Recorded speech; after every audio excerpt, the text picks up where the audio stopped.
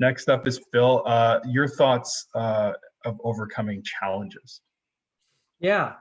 Um, it's funny when you look at people who have been successful and you go look at their LinkedIn or you look at their CV and you think, wow, their life is just a linear progression and they never failed at anything. The reality is, when you look at these things, you're only seeing their successes. And so there are actually a lot of challenges that I was never able to overcome, or that I moved on. It's like funny that the next thing is pivoting. So maybe I'll combine my two answers. But as an example, towards the end of my PhD, which is actually how I know Apoorv, I was a finalist in the Carbon X Prize with him. And throughout my PhD, we were developing new technology to electrochemically convert carbon dioxide into chemicals like ethylene. I wanted to start a company out of that. And I approached my supervisor, my PhD supervisor at the time, who was this amazing mentor to me and giving me every opportunity in the world. And I said, Ted, I want to start a company based off of this work we're doing for the X Prize.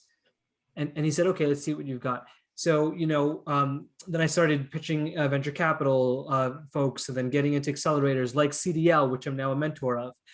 And I had to negotiate intellectual property agreements with a large oil and gas company because they owned rights to parts of the patent and all these sorts of things. And then the National Research Council of Canada position came online. And to be frank, I applied to it not thinking I would get it because I'm not a 50-year-old white guy. They're not going to hire me as a director of a national lab. And I applied to it really to put pressure on my professor, who was being a little bit hot and cold with a startup, to say, hey, Ted, I'm not going to be around here forever. Let's commit to this startup. Let's do this thing for real.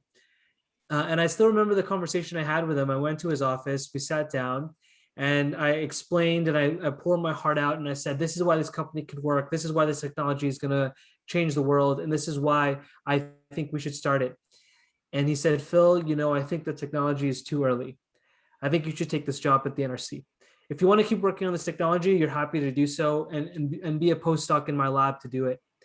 And I said, Ted, thank you so much. But if I'm going to work with you, I want to work with you as a partner in a company, not for you as a postdoc. And so then I left that venture, and then I started the job at the NRC, where I was on the other side of the coin.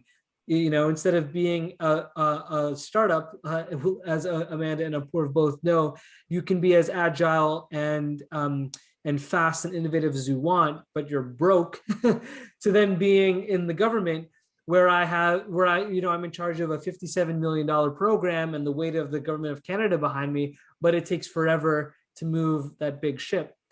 So all that is to say, maybe one day I'll go off and start my clean tech company and then join Apoorv and Amanda on the other side.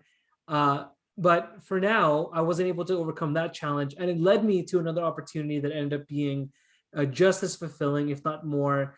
And I've learned so much being on this side of the fence that I can then use for everything else. So the one thing I'll say about overcoming challenges is that oftentimes a challenge, even if it may feel like a failure in the moment, will oftentimes lead to something better.